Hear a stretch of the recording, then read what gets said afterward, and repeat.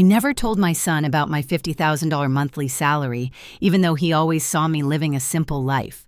One day, he invited me to dinner with his wife's parents, who were visiting from abroad. I decided to see how they would treat a poor person by pretending to be a broke and naive mother. But the moment I stepped through the door of that restaurant, everything changed. What happened that night devastated my daughter-in-law and her family in a way they never imagined. And trust me, they deserved it. Let me explain how I got there. Let me tell you who I really am, because my son Ethan, at 35 years old, never knew the truth about his mother.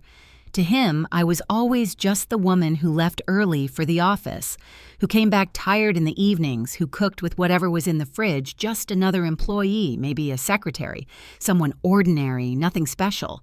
And I never corrected him. I never told him that I earned $50,000 every month, that I had been a senior executive at a multinational corporation for almost 20 years, signing million-dollar contracts and making decisions that affected thousands of people. Why tell him money was never something I needed to hang on the wall like a trophy? I grew up in an era where dignity was carried within, where silence was worth more than hollow words. So I guarded my truth. I lived in the same modest apartment for years. I used the same leather handbag until it was worn out. I bought clothes at discount chains, cooked at home, saved everything, invested everything, and became rich in silence. Because true power doesn't shout. True power observes. And I was observing closely when Ethan called me that Tuesday afternoon. His voice sounded different, nervous, like when he was a kid and had done something wrong. "Mom, I need to ask you a favor. Sophia's parents are visiting from overseas. It's their first time here. They want to meet you. We're having dinner on Saturday at a restaurant. Please come." Something in his tone made me uncomfortable. It wasn't the voice of a son inviting his mother. It was the voice of someone asking not to be embarrassed, to fit in, to make a good impression. "Do they know anything about me?" I asked calmly. There was a silence. Then Ethan stammered, "I told them you work in an office, that you live alone, that you're simple, that you don't have much." There it was, the word simple, as if my entire life could be contained in that miserable adjective, as if I were a problem he needed to apologize for. I took a deep, deep breath. "Okay, Ethan, I'll be there." I hung up and looked around my living room. Old but comfortable furniture walls without expensive artwork, a small TV, nothing that would impress anyone. And at that moment, I decided if my son thought I was a poor woman, if his wife's parents were coming ready to judge, then I would give them exactly what they expected to see. I would pretend to be broke, naive, and desperate, a mother barely surviving. I wanted to feel firsthand how they treated someone who had nothing. I wanted to see their true faces because I suspected something. I suspected Sophia and her family were the type of people who measured others by their bank accounts, and my instinct never fails. Saturday arrived. I dressed in the worst outfit I owned, a light gray, shapeless, wrinkled dress, the kind they sell at a thrift store. Old, worn-out shoes, no jewelry, not even a watch. I grabbed a faded canvas tote bag, pulled my hair back into a messy ponytail, and looked in the mirror. I looked like a woman broken by life. Forgettable. Perfect. I got into a taxi and gave the address. A high-end restaurant in the most exclusive part of the city, the kind where the menu doesn't list prices, where each table setting costs more than the average person's monthly salary. As we drove, I felt something strange, a mix of anticipation and sadness. Anticipation because I knew something big was coming. Sadness because a part of me still hoped I was wrong. I hoped they would treat me well, that they would be kind, that they would look past the old clothes. But the other part, the one that had worked 40 years among corporate sharks, that part knew exactly what was waiting for me. The taxi stopped in front of the restaurant. Warm lights, a doorman in white gloves, elegant people entering. I paid, stepped out, took a deep breath, crossed the threshold, and there they were. Ethan was standing next to a long table near the windows. He wore a dark suit, a white shirt, and shiny shoes. He looked anxious. Beside him was Sophia, my daughter-in-law. She wore a tailored cream dress with gold accents, high heels, her perfectly straight hair falling over her shoulders. She looked impeccable, as always, but she wasn't looking at me. She was looking towards the entrance with a tense, almost embarrassed expression. And then I saw them, Sophia's parents, already seated at the table, waiting like royalty on their thrones. The mother Victoria wore a fitted emerald green dress, full of sequins, jewels on her neck, wrists, and fingers. Her dark hair was pulled back in an elegant bun. She had that cold, calculated type of beauty that intimidates. Beside her was Frederick, her husband, an immaculate gray suit, a giant watch on his wrist, a serious expression. Both looked like they had stepped out of a luxury magazine. I walked toward them slowly with short steps, as if I were afraid. Ethan saw me first, and his face changed. His eyes widened.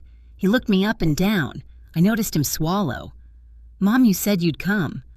His voice sounded uncomfortable. "Of course, son, here I am." I smiled timidly, the smile of a woman unaccustomed to such places. Sophia greeted me with a quick kiss on the cheek. Cold, mechanical. "Mother-in-law, it's nice to see you." Her eyes said the opposite. She introduced me to her parents in a strange, almost apologetic tone. "Dad, Mom, this is Ethan's mother." Victoria looked up, studied me, and in that instant I saw everything. The judgment, the disdain, the disappointment. Her eyes scanned my wrinkled dress, my old shoes, my canvas tote. She didn't say anything at first, just extended a hand, cold, quick, and weak. A pleasure. Frederick did the same. A weak handshake, a false smile charmed. I sat down in the chair at the end of the table, the one furthest from them, as if I were a second-ass guest. No one helped me pull out my chair. No one asked if I was comfortable. The waiter arrived with the elegant, heavy menus written in French. I opened mine and pretended not to understand anything. Victoria watched me. "Do you need help with the menu?" she asked with a smile that didn't reach her eyes. "Yes, please. I don't know what these words mean." My voice came out small, timid. She sighed and ordered for me. "Something simple," she said. "Something that doesn't cost too much. We don't want to overdo it." The phrase hung in the air. Frederick nodded. Ethan looked away. Sophia played with her napkin. No one said anything, and I just watched. Victoria started talking first about general things, the journey from abroad, how tiring the flight was, how different everything was here. Then she subtly began to talk about money. She mentioned the hotel where they were staying, $2,000 a night. She mentioned the luxury car they had rented, obviously. She mentioned the stores they had visited. We bought a few things. Nothing major, just a few thousand. She spoke looking at me, expecting a reaction, expecting me to be impressed. I just nodded. "How nice," I said. "That's lovely," she continued. "You know, Lara, we've always been very careful with money. We worked hard, we invested well. Now we have properties in 3 countries. Frederick has major businesses and I oversee our investments." She smiled a smile of superiority. "And you, what exactly do you do?" Her tone was sweet but venomous. "I work in an office," I replied, lowering my gaze. "I do a little bit of everything. Paperwork, filing, simple things." Victoria exchanged a look with Frederick. "Ah, I see. Administrative work. That's fine. It's honest. All jobs are dignified, right?" "Of course," I replied. The food arrived. Enormous plates with tiny portions all decorated like art. Victoria cut her steak with precision. "This costs $90, she said. "But it's worth it. Quality is worth paying for. One can't just eat anything, right?" I nodded. "Of course you're right." Ethan tried to change the subject, talking about work and some projects. Victoria interrupted him. "Son, does your mother live alone?" Ethan nodded. "Yes, she has a small apartment." Victoria looked at me with feigned pity.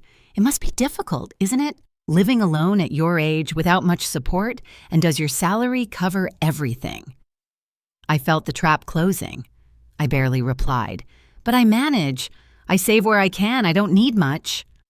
Victoria sighed dramatically. "Oh, Lara, you are so brave. Truly, I admire women who struggle alone. Although, of course, one always wishes to give our children more to give them a better life. But oh well, everyone gives what they can." There was the subtle but deadly blow. She was telling me I hadn't been enough for my son, that I hadn't given him what he deserved, that I was a poor, insufficient mother. Sophia was looking at her plate. Ethan was clenching his fists under the table, and I just smiled. "Yes, you're right. Everyone gives what they can," Victoria continued. "We always made sure Sophia had the best."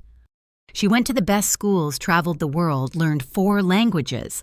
Now she has an excellent job, earns very well. And when she married Ethan, well, we helped them quite a bit. We gave them money for the down payment on the house. We paid for their honeymoon because that's just who we are. We believe in supporting our children. She looked at me intently. And you were able to help Ethan with anything when they got married? The question floated like a sharp knife. Not much, I replied. I gave them what I could. A small gift. Victoria smiled. How sweet. Every detail counts, right? The amount doesn't matter. The intention is what's important. And right then, I felt the rage begin to stir within me. The rage wasn't explosive. It was cold, controlled like a river under ice. I breathed slowly, kept the timid smile, and let Victoria keep talking, because that's what people like her do. They talk. They inflate themselves. They show off. And the more they talk, the more they reveal themselves, the more they expose the emptiness inside. Victoria took a sip of her glass of red, expensive wine, swirling it in her hand as if she were an expert. This wine is from an exclusive region in France. It costs $300 a bottle, but when you know quality, you don't skimp. Do you drink wine? Lara only on special occasions, I replied, and usually the cheapest one. I don't understand much about these things. Victoria smiled condescendingly. Oh, don't worry. Not everyone has a trained palate. That comes with experience with travel with education. Frederick and I have visited vineyards in Europe, South America, and California. We are quite knowledgeable. Frederick nodded. It's a hobby, something we enjoy. Sophia is learning too. She has good taste. She inherited it from us. He looked at Sophia with pride. Sophia offered a weak smile. Thanks, Mom. Victoria turned to me. And you? Lara, do you have any hobbies? Anything you enjoy doing in your free time? I shrugged. I watch television, cook, walk in the park, simple things. Victoria and Frederick exchanged another look. A look loaded with meaning, with silent judgment. How lovely, Victoria said. Simple things have their charm too, although of course one always aspires to more right, to see the world, to experience new things, to grow culturally. But well, I understand not everyone has those opportunities. I nodded. You're right, not everyone has those opportunities. The waiter arrived with dessert, tiny portions of something that looked like edible art. Victoria ordered the most expensive one, $40 for a piece of cake the size of a cookie.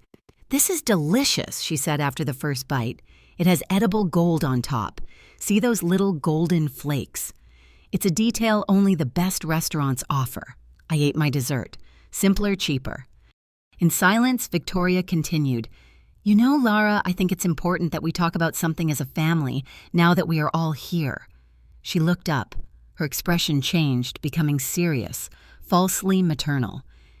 Ethan is our son-in-law, and we love him very much. Sophia loves him, and we respect that decision, but as parents, we always want the best for our daughter.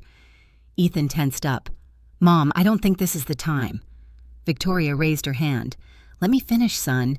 This is important. She looked at me.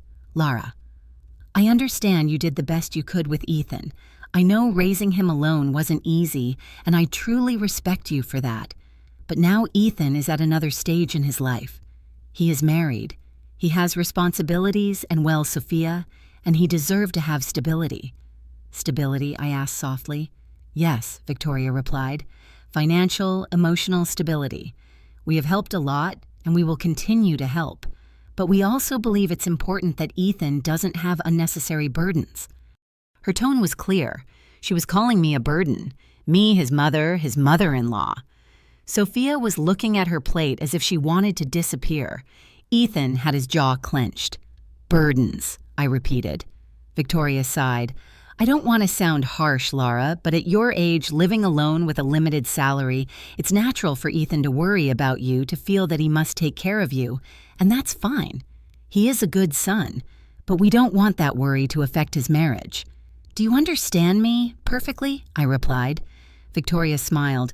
I'm glad you understand. That's why we wanted to talk to you. Frederick and I have thought about something. She paused dramatically. We could help you financially, give you a small monthly allowance, something that allows you to live more comfortably without Ethan having to worry so much. Obviously, it would be modest. We can't work miracles, but it would be a support." I remained silent, watching her waiting.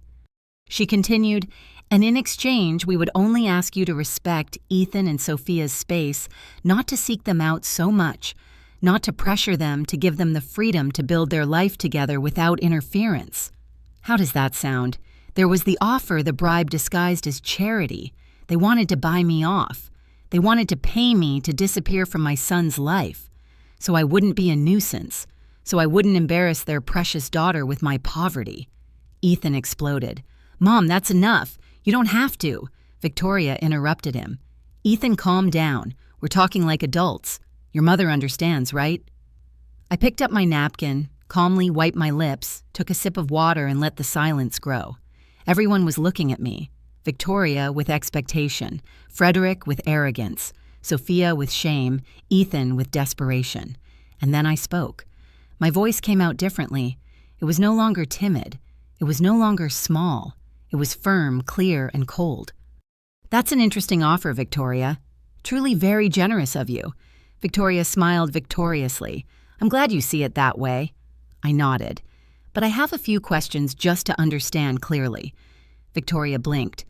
"Of course, ask whatever you like." I leaned forward slightly. "How much exactly would you consider a modest monthly allowance?" Victoria hesitated. "Well, we were thinking about $600, maybe $800, depending." I nodded. "I see. $800 a month for me to disappear from my son's life." Victoria frowned. "I wouldn't put it like that, but yes," I responded. "That is exactly how you put it." She adjusted in her chair. "Lara, I don't want you to misunderstand. We just want to help." "Of course I said help. How did you help with the house down payment? How much was that?" Victoria nodded proudly. $50,000. Actually, $3,000. "Ah, $50,000. How generous. And the honeymoon, $20,000. Victoria said it was a 3-week trip through Europe. "Incredible. Unbelievable," I replied. "So you've invested about $70,000 in Ethan and Sophia." Victoria smiled. "Well, when you love your children, you don't hold back." I nodded slowly. "You're right. When you love your children, you don't hold back. But tell me something, Victoria. All that investment, all that money, did it buy you anything?" Victoria blinked, confused. "Like, did it buy you respect?" I continued. "Did it buy you real love, or did it just buy obedience?" The atmosphere changed. Victoria stopped smiling. "Excuse me," my tone became sharper. "You've spent the entire night talking about money, about how much things cost, how much you spent, how much you have. But you haven't asked even once how I am, if I'm happy, if something hurts me, if I need company. You have only calculated my worth, and apparently I'm worth $800 a month." Victoria palled. "I didn't." "Yes," I interrupted her. "Yes, you did. Since I arrived, you've been measuring my value with your wallet." And do you know what I discovered, Victoria? I discovered that the people who only talk about money are the ones who least understand their true value. Frederick intervened. "I think you are misinterpreting my wife's intentions." I looked at him directly. "And what are her intentions? To treat me with pity, to humiliate me throughout dinner, to offer me alms, so I'd vanish." Frederick opened his mouth but said nothing. Ethan was pale. "Mom, please." I looked at him. "No, Ethan, please don't. I'm done being quiet." I placed the napkin on the table. I leaned back in my chair. There was no more timidity in my posture, no more shrinking. I looked Victoria directly in the eyes. She held my gaze for a second, then quickly looked away, uncomfortable. Something had changed, and she felt it. Everyone felt it. "Victoria, you said something very interesting a moment ago. You said you admire women who struggle alone, who are brave." Victoria nodded slowly. "Yes, I did. Then let me ask you something. Have you ever struggled alone? Have you ever worked without your husband backing you? Have you ever built something with your own 2 hands without your family's money?" Victoria stammered. "I have my own achievements." Like what I asked with genuine curiosity. "Tell me." Victoria adjusted her hair. "I manage our investments. I oversee properties. I make important decisions in our businesses." I nodded. "Businesses your husband built, properties you bought together, investments made with the money he generated. Or am I wrong?" Frederick intervened, annoyed. That's not fair. My wife works just as hard as I do. Of course, I replied calmly. I don't doubt she works, but there is a difference between managing money that already exists and creating it from scratch, between overseeing an empire you inherited and building it brick by brick. Don't you think? Victoria pressed her lips together. I don't know where you are going with this, Clara. Let me explain, I replied. 40 years ago, I was 23 years old. I was a secretary in a small company. I earned minimum wage. I lived in a rented room. I ate the cheapest food I could find. And I was alone, completely alone. Ethan stared at me. I had never told him this in such detail. I continued. One day, I got pregnant. The father disappeared. My family turned their backs on me. I had to decide whether to keep going or give up. I chose to keep going. I worked until the last day of my pregnancy. I went back to work 2 weeks after Ethan was born. A neighbor took care of him during the day. I worked 12 hours a day. I paused and drank some water. No one spoke. I didn't stay a secretary. I studied at night. I took courses. I learned English at the public library. I learned accounting, finance administration. I became an expert in things no one taught me, all on my own, all while raising a child alone, all while paying rent, food, medicine, and clothes. Victoria was staring at her plate. Her arrogance was starting to crumble. And you know what happened? Victoria, I climbed up little by little from secretary to assistant, from assistant to coordinator, from coordinator to manager, from manager to director. It took me 20 years. 20 years of nonstop work, of sacrifices you can't even imagine. But I did it. And do you know how much I earn now? I asked. Victoria shook her head. $50,000 a month. The silence was absolute, as if someone had hit a pause button on the universe. Ethan dropped his fork. Sophia's eyes went wide. Frederick frowned in disbelief. And Victoria froze her mouth, slightly open. $50,000 I repeated every month for almost 20 years. That's almost $12 million in gross income over my career, not counting investments, not counting bonuses, not counting company stock. Victoria blinked several times. No, I don't understand. You earn $50,000 a month? That's right, I replied calmly. I am the regional director of operations for a multinational corporation. I oversee 5 countries. I manage budgets of hundreds of millions of dollars. I make decisions that affect more than 10,000 employees. I sign contracts that you couldn't read without lawyers. And I do it every day. Ethan was pale. Mom, why did you never tell me? I looked at him tenderly. Because you didn't need to know, son.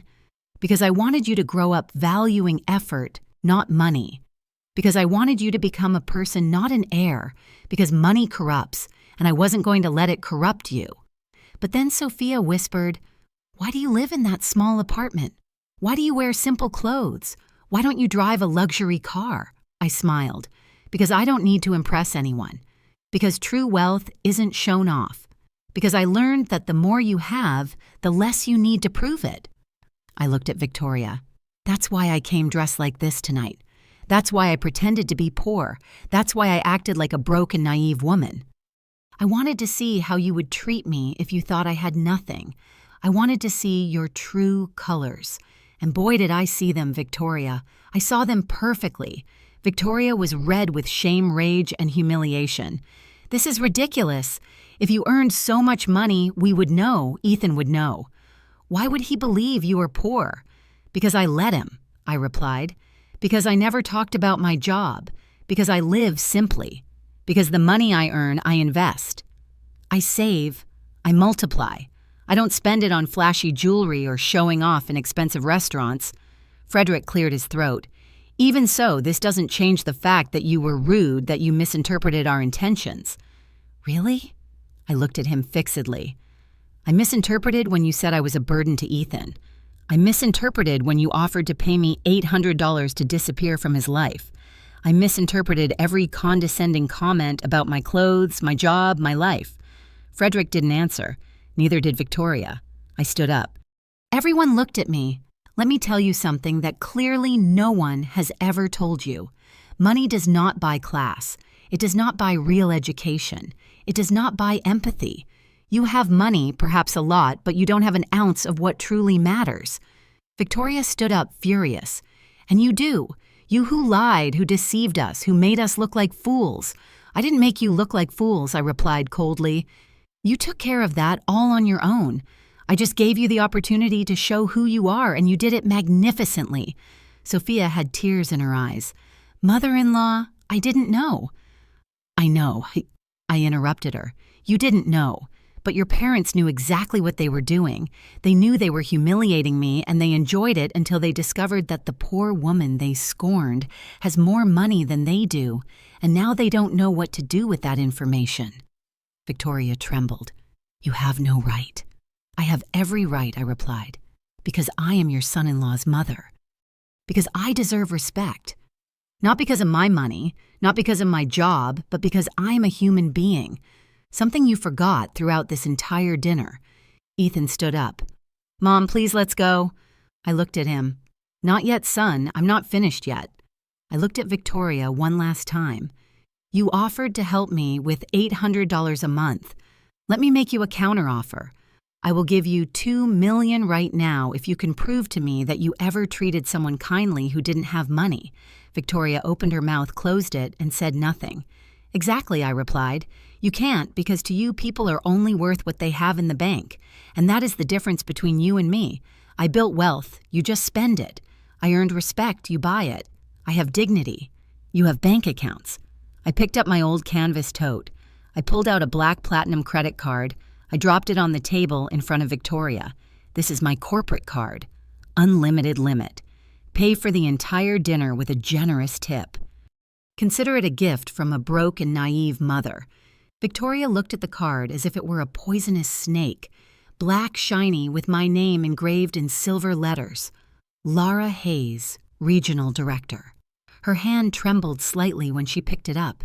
She turned it over, observed it, then looked at me. Her eyes no longer held that superior shine. Now there was something different, something I never thought I'd see in her fear. I don't need your money, she said, her voice broken. I know.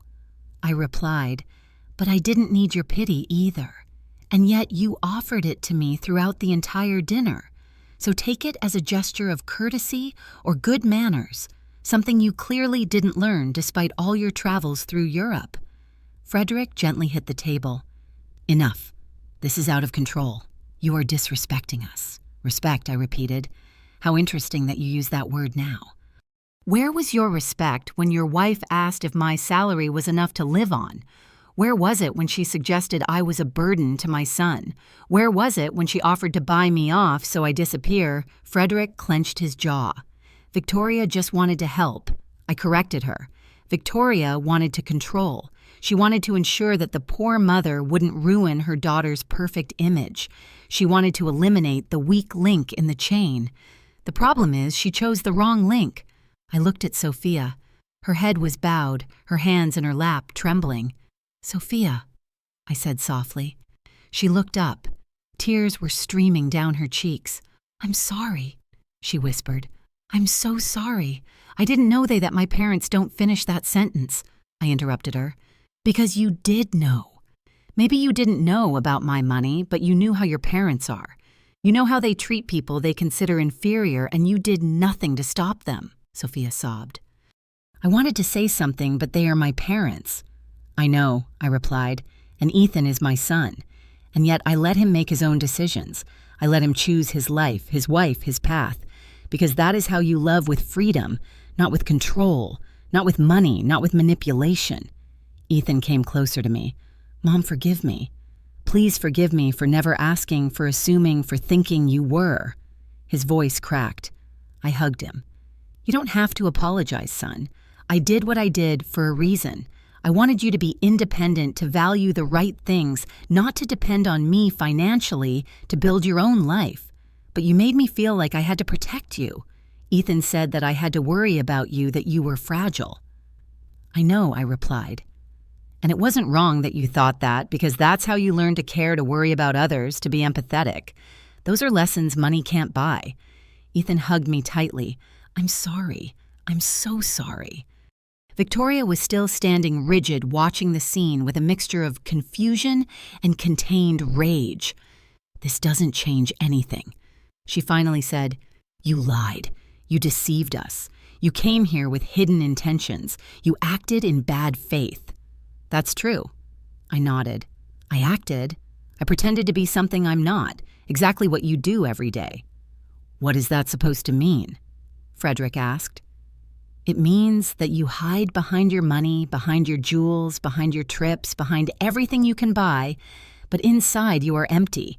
You don't have deep conversations. You don't have real interests. You have nothing to offer beyond a bank account." Victoria gave a dry, bitter laugh. "Coming from someone who lied all night, that's hypocrisy." "Perhaps," I replied, "but my lie exposed the truth, your truth, and now you can't hide.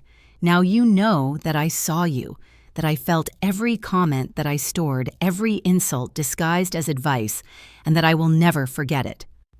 The waiter timidly approached. "Excuse me, would you like anything else?" Frederick shook his head abruptly. "Just the check." The waiter nodded and disappeared. Victoria sat back down, defeated. Her posture was no longer elegant. It was the posture of someone who had just lost something important. And it wasn't money. It was power. "Lara," she said, in a softer, less aggressive voice, "I don't want this to ruin the relationship between our families. Ethan and Sophia love each other. They have a life together. We can't let this—" I interrupted her. "Let this what? Let this ruin your plans. Let this expose what you really think. It's too late for that, Victoria. The damage is done. But we can fix it," she insisted. "We can start over." "No," I cut her off firmly. "We can't, because now I know who you are and you know who I am. And that truth cannot be erased with empty apologies or fake smiles. You treated me like trash, and you did it with pleasure because you thought you could." Frederick cleared his throat. "You were the one who came here lying. You provoked this situation. You're right." I nodded. "I provoked this because I needed to know. I needed to confirm what I already suspected. That you are not good people. That your money doesn't make you better.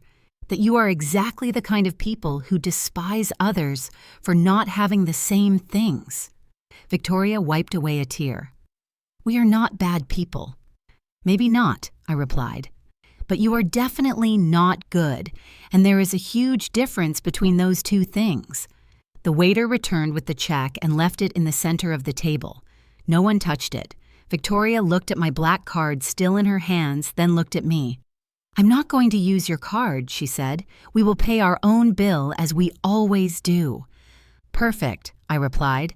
"Then keep that card as a souvenir, as a reminder that not everything is as it seems, that the woman you scorned all night has more than you will ever have. And I'm not just talking about money." Victoria put the card down on the table. "I don't want it. I don't want your moral lecture either." I pushed it back toward her. "Keep it anyway because something tells me you'll need it. Someday, you'll run into someone like me, someone who pretends to be less than they are, and you'll make the same mistake again because people like you never learn." Frederick took out his wallet, pulled out several credit cards, all golden, all shiny. He chose one and put it on the check. The waiter took it and left. No one spoke during those waiting minutes. The silence was thick, uncomfortable, and heavy. Sophia cried quietly. Ethan held my hand. Victoria stared at the wall. Frederick checked his phone to avoid eye contact. The waiter returned. "Sir, your card was declined." Frederick looked up abruptly. "How was it declined?" The waiter repeated. "Declined. Do you have another form of payment?" Frederick turned red. "That's impossible. That card has an extremely high limit. It must be a system error." The waiter shrugged. "I can try again if you like." Frederick handed him another card. The waiter left. Victoria nervously looked at her husband. "What happened?" "I don't know," Frederick replied, irritated. "It must be a bank error. Maybe they froze the account for security. It happens sometimes when you travel." I nodded with feigned understanding. "Of course those things happen. How inconvenient." The waiter returned again. "I'm sorry, sir, this one was also declined." Frederick stood up. "This is ridiculous. I'm calling the bank right now." He stormed out of the restaurant. Victoria remained seated, ashamed, humiliated. This has never happened to us, she murmured. Never. What terrible timing, I commented without emotion. Ethan looked at the check. Mom, No, I interrupted him. You are not paying for anything. I took out my wallet, a simple old leather wallet. I pulled out another card. This one was not black. It was transparent, made of heavy metal. A card that less than 1% of people in the world possess. I put it on the table in front of Victoria. She looked at it. Her eyes widened. She recognized what it was. That's a Centurion card. That's right, I replied. American Express exclusive invitation minimum annual spending requirement of $300,000, $6,000 annual fee, just for having it, and benefits you can never imagine. Victoria said nothing. The waiter took the card carefully as if it were something sacred. He returned in less than 2 minutes. Thank you, Miss Hayes. Everything is settled. Would you like the receipt? It's not necessary, I replied. The waiter nodded and left. Victoria continued looking at the space where the card had been. I stood up, took my old wallet, my canvas tote, and looked at Victoria one last time. The dinner was delicious. Thank you for the recommendation of the place, and thank you for showing me exactly who you are. You saved me a lot of time, a lot of energy, and many future disappointments. Victoria finally looked up. Her eyes were red, not from crying, but from contained rage. This doesn't end here, she said, her voice trembling. You can't just humiliate us and walk out as if nothing happened. Sophia is our daughter. Ethan is our son-in-law. We will still be family. You will have to see us. You are right, I smiled. I will have to see you at birthdays, Christmases, and family gatherings. But now I will see you differently. I will no longer wonder what you think of me. I already know. And you will know that I know, and you will live with that. Every time you see me, every time you pretend to be kind, you will remember this night. Frederick returned to the table. His phone was in his hand. His face was pale.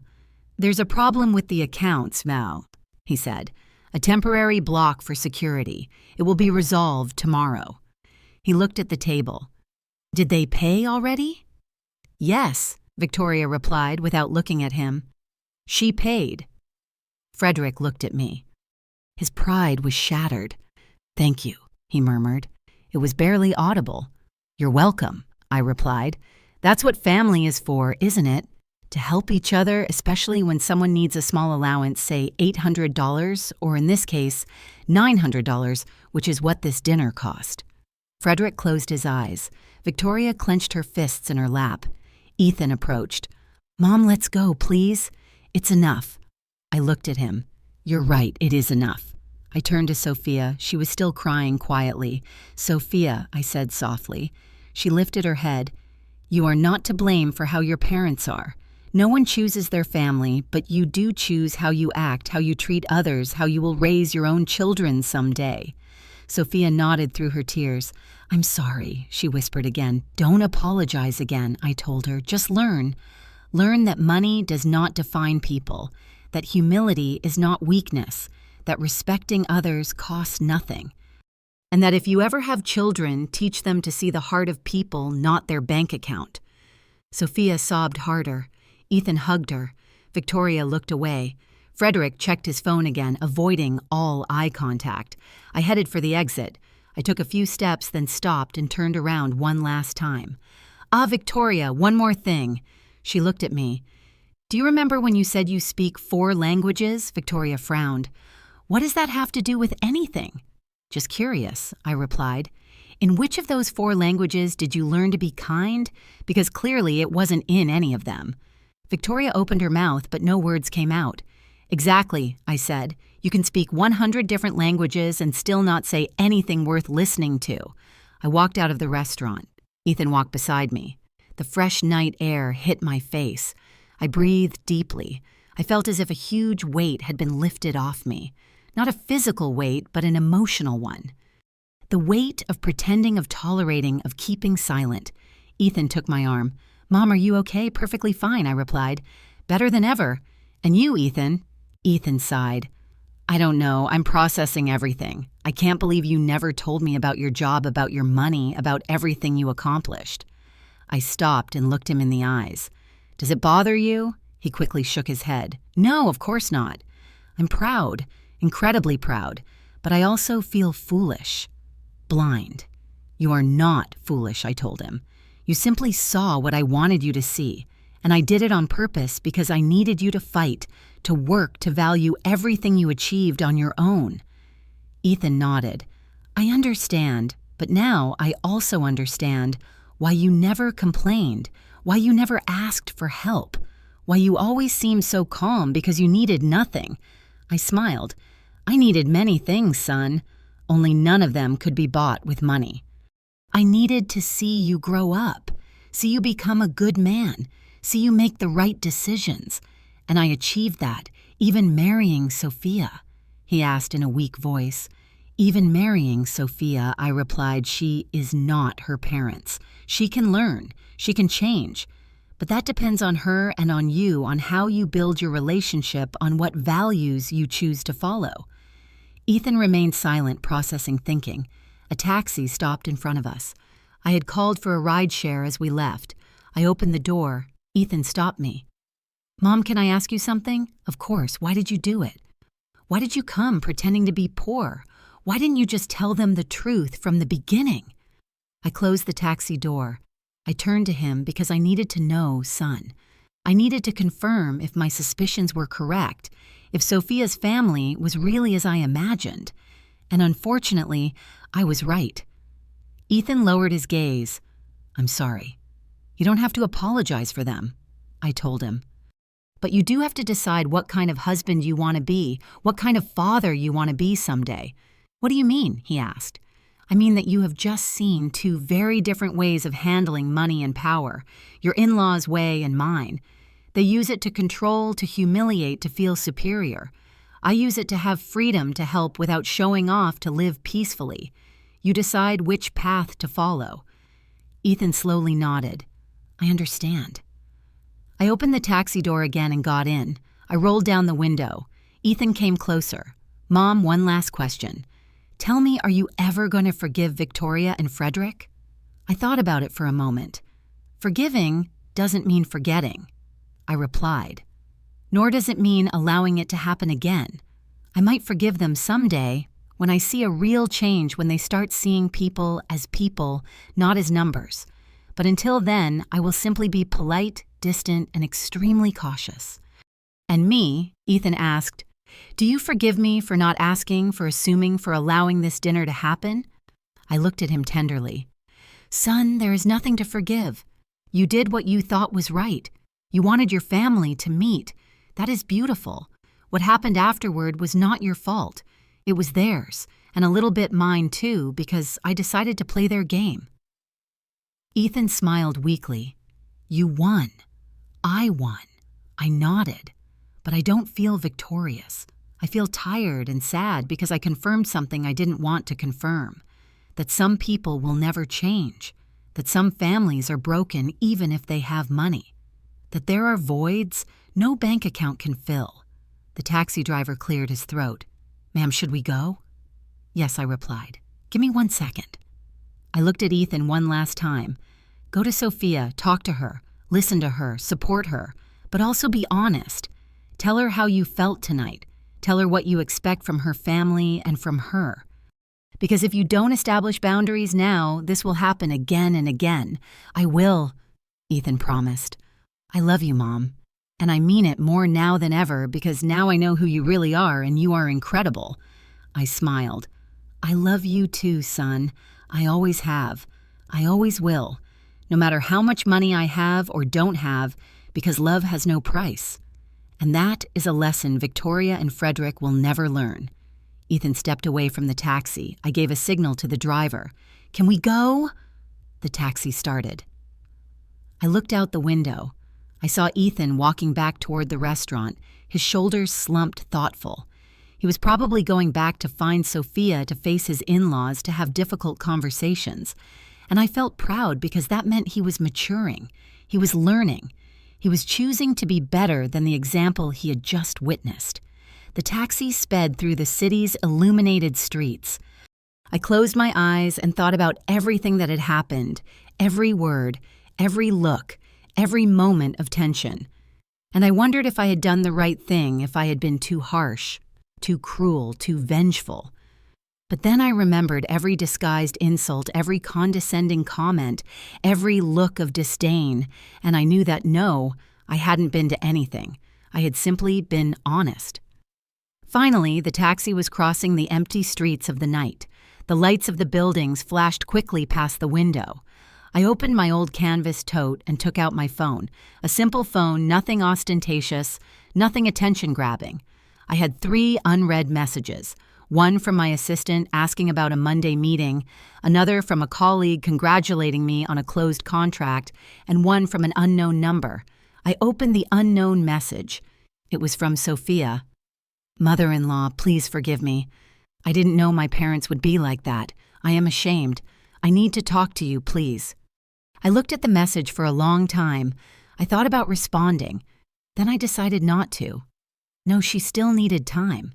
She needed it too. Words rushed out of guilt rarely mean anything real. True changes take time, reflection, and consistent action. I put the phone aside. The taxi driver looked at me through the rearview mirror. "Excuse me for asking, ma'am. Is everything okay?" I looked up at him. "Yes, everything is fine. Why?" "Well, you got in very quietly and normally. The people who come out of that restaurant are happy talking about how delicious the dinner was. You came out as if you had been in a war." I smiled slightly. "Something like that. Was it that obvious?" He shrugged.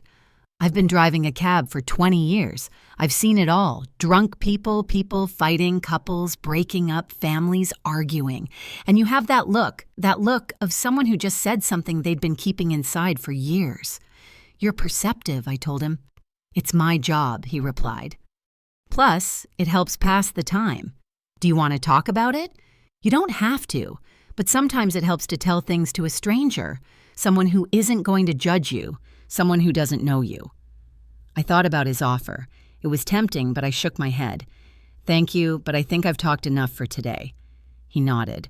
"I understand, but let me tell you something. Whatever happened in there, you did the right thing. I know because you are calm. You are not crying. You are not screaming. You are processing, and that means you spoke your truth, and the truth always brings peace, even if it hurts." His words surprised me. He was an older man, maybe 60 years old, with gray hair and working hands. A simple man like the one I pretended to be. "Do you believe in the truth?" I asked him. "I believe in honesty," he replied. "Not always the absolute truth, because the truth changes depending on who tells it. But honesty doesn't. Honesty is saying things the way you feel them, without masks, without lies. Even if it hurts, even if it makes things awkward, even if it costs you something." I nodded. "You're right. My wife always told me I was too direct." He continued that I said things without a filter, that I hurt people without meaning to. And maybe she was right. But she also told me that she never doubted me because she knew that what came out of my mouth was real. Not calculated, not manipulated, just real. I smiled. "She sounds like a good woman." "She was," he replied. "She died 5 years ago." "I'm sorry," I said sincerely. He shook his head. "Don't be sorry. We had 40 years together. 40 years of honesty, of fights, of reconciliations, of laughs, of tears. And not once did I go to sleep wondering what she really thought, because she always said it, and so did I." "That is a gift." "You're right," I murmured. "It's a gift." The taxi stopped at a red light. "Can I ask you something personal?" The taxi driver asked. "Go ahead." "Are you rich?" The question took me by surprise, not because of the question itself, but because of the direct way he asked it. "Why do you ask that?" "Because I picked you up from a $1,500 per person restaurant, but you dress like someone who shops at discount stores. You have an old bag, worn-out shoes, but you talk like an executive. You move like someone with power, and you paid for my cab with crisp new bills that you pulled out of a wallet that looks 20 years old." "Observant," I commented. "Part of the job," he repeated. "Then am I—" "It depends on how you define rich," I replied. "If you are talking about money, yes, I have enough, more than enough. If you are talking about happiness, I also have peace, health." A son I love, work I am passionate about. That makes me rich in many ways." He nodded, satisfied. I knew there was something. Truly rich people don't need to prove it. The light changed to green. The taxi moved forward. "And what happened in that restaurant?" he asked. "If it's not too indiscreet?" "I pretended to be poor," I replied, "to see how they would treat me." He let out a loud laugh. "Seriously, that is brilliant. And how did they treat you like trash?" I said without emotion. "They humiliated me. They offered me arms. They treated me as if I were invisible, less than human." He stopped laughing. "I'm sorry." That must have hurt a little, I admitted, but it also confirmed something for me, that I was right about those people, that they weren't worth my time, that they didn't deserve my respect, and now they know it. Now they know who I am, and they will have to live with that shame. The taxi driver whistled softly. That must have been epic. It was. I smiled. It definitely was. We arrived at my building, an older middle-class building, nothing luxurious, nothing impressive, but comfortable, safe home. The taxi driver parked and looked at the building. "You live here?" "I live here," I confirmed. He shook his head, astonished. "You truly are special." Most people with money move to expensive areas, to buildings with doormen, private security gyms and pools. You live like a normal person. I am a normal person, I replied. I just have more money than most. But that doesn't make me different. It doesn't make me better. Money is just a tool, not an identity. He smiled. I wish more people thought that way. The world would be better. I took out my wallet. "How much is it? $40, he replied. I gave him a $200 bill. "Keep the change, ma'am. This is too much." "It's not," I said. "You listened to me. You gave me perspective. You reminded me that there are still good people. That is worth more than $160. He took the bill carefully. "Thank you. Truly thank you." "Thank you," I replied, "and take care of that honesty. It's rare. It's valuable. Don't lose it." "I won't," he promised. I got out of the taxi, closed the door. He rolled down the window. "Ma'am, one last thing. Tell me, whatever happened tonight, don't regret it. Don't feel sorry, because people like you, the people who speak the truth, even if it hurts, are the ones who change the world. Little by little, one conversation at a time." I smiled. "Thank you. I will remember that." The taxi drove away.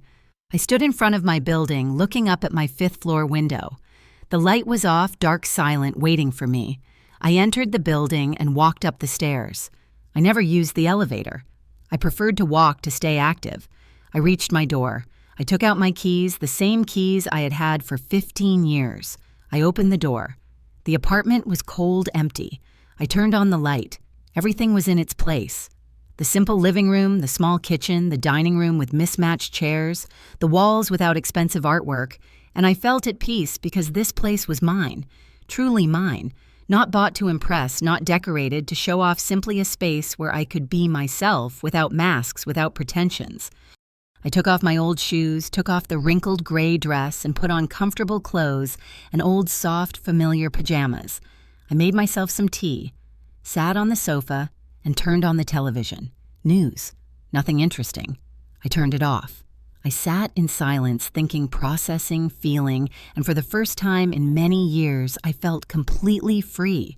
Free from pretending, free from being silent, free from tolerating, free from being less than I was.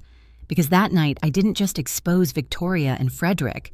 I also liberated myself from expectations, from judgment, from the need to hide who I was. And that was invaluable, more than any amount in my bank account. My phone vibrated. Another message, this time from Ethan. "Mom, did you get home safely?" I smiled.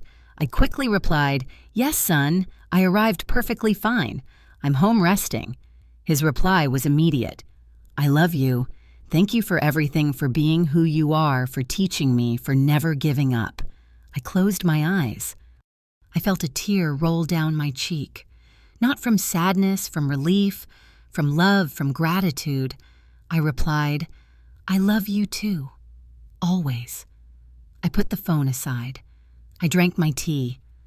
I looked around my simple apartment, my sanctuary, my truth, and I smiled, Because at the end of the day, it didn't matter how much money I had. It didn't matter how high I had climbed in my career. The only thing that mattered was this moment, this peace, this honesty with myself. I woke up early on Sunday as always. 40 years of working had trained me to rise with the sun. Even though it was my day off, my body no longer knew how to sleep late. I prepared strong coffee, black. I sat by the window with a hot mug in my hands. I watched the city wake up, the vendors opening their stalls, people walking somewhere. Life continued as always, indifferent to personal dramas. My phone started ringing. It was a familiar number. "Ethan," I answered. "Good morning, son." His voice sounded tired. "Mom, I need to talk to you." "Did something happen?" "A lot," he replied. "Last night, Sophia and I talked for hours. Her parents were there too. It was intense." I took a sip of coffee. "Tell me." Ethan sighed deeply. "After you left, I went back to the restaurant. Victoria and Frederick were still there, waiting for their cards to work. It was humiliating for them. Sophia was devastated, crying, and I was furious, more furious than I have been in years." I waited in silence. He continued. "I told them everything I felt during that dinner. I told them I was ashamed of them, that they treated my mother like trash, that their behavior was unacceptable, that I wouldn't tolerate it ever again." "And what did they say?" I asked. At first, Victoria tried to defend herself. She said they just wanted to protect Sophia, that they wanted to make sure I had a stable family, that they didn't have bad intentions. Frederick said I was exaggerating, that it had been a normal dinner, that your reaction was disproportionate. I squeezed the mug in my hands. Typical. But then Sophia spoke. Ethan continued. She told her parents that they were wrong, that they had been cruel, that she had seen every comment, every look, every disguised insult, and that she was ashamed to be their daughter at that moment. His voice cracked. "Mom, I had never seen Sophia confront her parents like that." I smiled slightly. "That's good. It means she's waking up." Victoria got hysterical, Ethan said. She started yelling that Sophia was ungrateful, that they had sacrificed everything for her, that they had given her the best life, that she had no right to judge them. Frederick backed her up. He said we were being manipulated by you, that you had planned everything to make them look bad. I let out a dry laugh. "Of course it's my fault. That's what made them angriest," Ethan said. "I told them they were right, that you did plan everything, but that they fell into the trap, because that's really how they are. Because they really treat people they consider inferior badly. That you just gave them the opportunity to show themselves, and they did it perfectly." "Well said," I murmured. "Thanks. I learned it from you." There was a silence. Then Ethan continued. "Mom, I need you to know something. Last night I made a decision. Sophia and I are going to set boundaries with her parents. We are not going to cut off the relationship, but we are going to set clear rules. No comments about money, no comparisons, no attempts to control our lives. And if they can't respect that, then they will have to accept the consequences." "And did they accept?" I asked. "No," he replied. "They left furious. They said we were ungrateful, that we would regret it someday, that when we needed help, they wouldn't be there. Frederick said he was going to reconsider his will. Victoria said Sophia had chosen the wrong family." I shook my head. Emotional blackmail, the last resort of people without arguments. "Exactly," Ethan said. But it didn't work. Sophia stood firm. I did too. They left the restaurant without saying goodbye, without looking back. And honestly, Mom, I felt relief, as if a huge weight had been lifted off me. That's because it was. I told him, "You lifted the weight of living under their expectations, under their control. Now you can build your life however you want, not as they dictate." "Thank you, Mom," Ethan said, his voice emotional. "Thank you for doing what you did last night. I know it was difficult. I know it was awkward, but we needed to see it. I needed to see who they really were, and Sophia needed to see that there was another way to live, a more honest, more authentic way. You are welcome, son. I only did what I believed was right." "There is something else," Ethan said. "Sophia wants to come to see you. She wants to apologize in person. She wants to talk to you. Not as a daughter-in-law trying to look good, but as a woman trying to learn." "What do you think?" I thought for a moment. "Tell her she can come, but not today.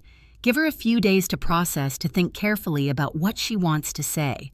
Rushed apologies are hollow. The ones that take time are real. I'll tell her Ethan promised. Mom, one more question. How are you doing after all of this? How do you feel? I looked out the window. The sun was fully up now. The day had officially begun. I'm well, I replied. Better than well. I'm at peace because I finally said everything I needed to say, and I don't regret anything. I'm glad to hear that, Ethan said. I love you. I love you too. Rest. I'll see you soon. I hung up the phone, finished my coffee, and stood up. I decided to do something I hadn't done in a long time. Go for a walk aimlessly without rushing, just walking and thinking. I dressed in comfortable clothes, old jeans, a simple top, worn sneakers. I grabbed my keys and went out. The streets were full of life families, strolling children, running couples, holding hands, vendors offering food. The smell of fresh bread filled the air. I walked through the nearby park and sat on a bench watching people pass by, and I realized something. Most of these people probably didn't have much money. They lived with just enough, worked hard, and struggled every day. But they smiled, hugged each other, and enjoyed the moment. And then I thought about Victoria and Frederick with all their money, their properties, their trips, their jewels. Were they really happy? Or were they just busy trying to prove something, trying to fill a void with material things, trying to buy value, respect, and love, things that could never be bought? An older woman sat down next to me. "Good morning," she said with a smile. "Good morning," I replied. "Beautiful day, isn't it?" she commented. "Very beautiful." I nodded. She took bread from her bag and started feeding the pigeons. "I come here every Sunday," she said. "It's my moment of peace before the week gets crazy again." "I understand that," I said. I needed a moment of peace, too. "Difficult week?" she asked. "Something like that," I replied. "More like a difficult night," she nodded wisely. "Sometimes a single night can change everything." "You're right," I murmured. "Can I give you some unsolicited advice?" "Go ahead," I smiled. She pointed to the pigeons. "Look at those birds. Some are big, some are small, some have pretty feathers. Others have scruffy feathers, but they all eat from the same bread. They all share the same space. None of them thinks they are better than the others." "That's a nice metaphor," I said. "It's not a metaphor," she replied. "It's the truth. Humans are the only animals that invent false hierarchies that measure value with external things. Pigeons don't do that. They just live. They just are. We should learn from them." I smiled broadly. "You are completely right. I should give classes to some people I know." She laughed. "Oh, child, at my age, I don't give classes. I just observe and share what I see." But most people don't listen. They are too busy running, buying, competing, forgetting that in the end, we all end up in the same place, with or without money, with or without jewels, with or without properties. We all end up turning into dust. "How philosophical," I commented. "How realistic," she corrected. "I have lived 82 years. I have seen it all. And I can tell you something. The most miserable people I met were the ones who had the most because it was never enough. They always wanted more. They always competed. They always compared. And they died without having truly lived, without having truly loved, without having truly been." Her words resonated deep within me, as if she had touched upon something I already knew but hadn't articulated. "Thank you," I told her for sharing that. She patted my hand. "You're welcome, child. And remember, it doesn't matter how much you have or don't have. What matters is how you treat others, because that is what remains. That is what transcends. That is the only inheritance worth having." She slowly stood up, put her empty bag away, and waved goodbye. "Have a beautiful Sunday." "You too," I replied. I watched her walk away. A small woman hunched with age, wearing old clothes and worn shoes, but with more wisdom than all the Victorias and Fredericks in the world combined. And I felt grateful. Grateful for that encounter, for that reminder, for that truth, and powerful. I stayed on the bench for a while longer, thinking, feeling, processing everything that had happened, and I came to a conclusion. I didn't regret anything. No word, no action. Because everything I did last night was necessary. It was liberating. It was honest. And honesty, even when it hurts, is always the right path. 3 days passed before Sophia knocked on my door. 3 days of silence, processing, and reflection. When I heard the bell ring that Wednesday afternoon, I knew who it was. I opened the door. There she was without makeup, her hair pulled back in a simple ponytail, dressed in jeans and a plain top, no jewelry, no heels. She looked vulnerable, real different from the woman I had seen in the restaurant. "Mother-in-law," she said in a low voice. "May I come in?" I stepped aside. "Go ahead." She entered slowly, looking around, observing my apartment with new eyes. The simple living room, the old furniture, the walls without expensive decor. She sat on the sofa when I pointed to it. I sat across from her, waiting, without pressuring, letting her find her words. "I don't know where to start," she finally said. "Start where you feel ready," I replied. She took a deep breath. "I came to apologize, but not just with words. I came to explain why my parents are the way they are and why I stayed silent for so long." I listened in silence. Sophia continued, her voice trembling. "My parents grew up poor in a small town overseas, without electricity, without running water, working in the fields since they were children. They saw their own parents die young due to lack of medicine, lack of money. They went hungry, they suffered, and they promised themselves they would never be poor again. They would do whatever it took to get out of there." I nodded. "I understand. That explains a lot." "They worked like animals," Sophia continued. "They saved every penny. They immigrated looking for opportunities. Frederick built his business from scratch, literally from scratch. And when they started earning money, they never forgot what it was like not to have it. That's why they talk about it so much. That's why they measure everything by that standard. Because to them, money means survival. It means security. It means never going back to that dark place." "It's understandable, Seno." I said, "Trauma does strange things to people." Sophia nodded. "But that doesn't excuse how they treated you." "I know. And I want you to know that I saw everything. Every comment, every look, every insult. And I stayed silent. Because I've been doing that my whole life. Staying silent, accepting, letting them control everything because they taught me that contradicting them was a betrayal. It was ungrateful. And now I asked. Now I understand. I was wrong." She replied. "That love is not control. That family is not blind obedience. That I can love them and still not agree with them. Ethan helped me see it. You helped me see it. That night at the restaurant when you revealed yourself, when you told them everything, it was as if a blindfold had been taken off my eyes." Sophia wiped her tears. "I always knew something was wrong. I always felt that the way they measured people was incorrect, but I convinced myself that it was me, that I was too sensitive, that I didn't understand the world. But you showed me that no, there is another way to live. A way where money does not define your worth, where humility is strength, where authenticity is wealth." I took a sip of water. "Sophia, I didn't come that night to change you. I came to protect myself, to know who I was dealing with." "I know," she replied, "and I thank you for that because your brutal honesty saved me. It saved me from becoming my mother, from perpetuating that cycle, from teaching my future children that people are valued by what they have. I don't want that. I don't want to be that. And your parents," I asked.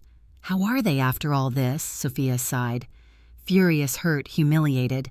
"Victoria hasn't spoken to me in 3 days. Frederick sent me a message saying I had disappointed him, that I had chosen strangers over my own blood, that I would regret it someday." She paused. "And you know what's strange? I don't feel bad. I feel free. That's good. I said it means you made the right decision." Sophia nodded. "Ethan and I set boundaries.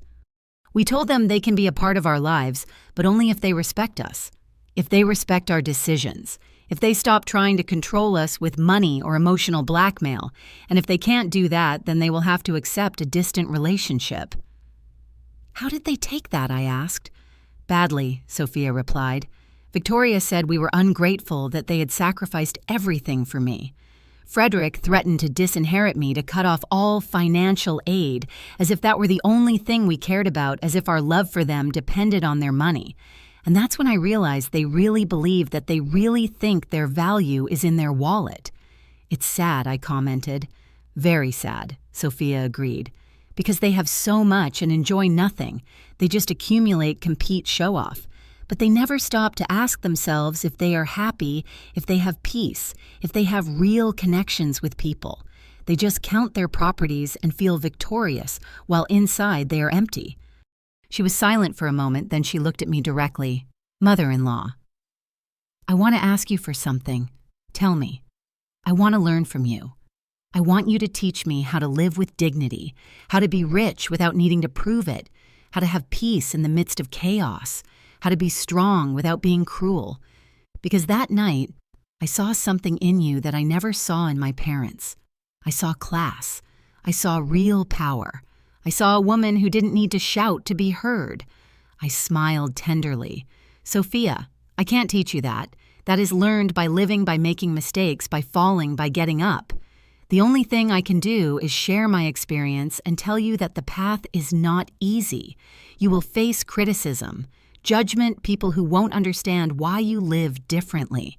But if you stay true to yourself, if you live according to your values, you will find peace.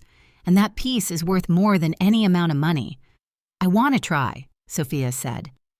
I want to be better, not just for Ethan, but for me, because I deserve to live without that constant pressure, without that need to impress, without that fear of not being enough. Then do it, I told her. But don't do it all at once. Do it little by little. Start by questioning your habits, your purchases, your motivations. Ask yourself before every decision, is this for me or for others? Does this bring me peace or just appearance? Sophia nodded, taking mental notes. And my parents, do you think they will ever change? I looked at her with honesty. I don't know. Change requires you to recognize a problem, and they don't believe they have one. They believe the world is wrong, that people are ungrateful, that they are victims, until they see that change is not possible. But you can change.